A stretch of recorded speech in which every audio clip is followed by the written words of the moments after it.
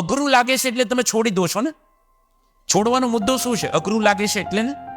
તમને 10માં 12માં અને કોલેજમાં સહેલું અઘરું એવો ઓપ્શન મળશે.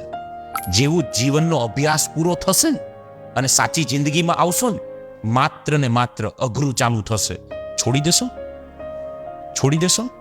તમે જ્યાં જોબ કરવા જશો ને ત્યાં 200 લોકો હશે તમારી જેવા, એમાં 2 જ તમારી સાથે હશે, 198 તમને કાઢવા માંગતા હશે. અઘરું કે સહેલું? અઘરું કે સહેલું? છોડી દેશો? દીકરી સાસરે જશે, 50 લોકોનો પરિવાર હશે, 5 તમારી ફેવરમાં હશે, 45 તો તમારી ફેવરમાં નહીં હોય. અઘરું કે સહેલું? છોડી દેશો?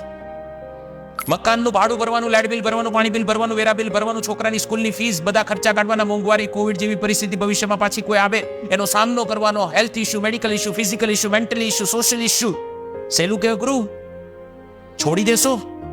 તો શું કામ એક ચેપ્ટરને છોડો છો? શું કામ એક ટોપિકને છોડો છો?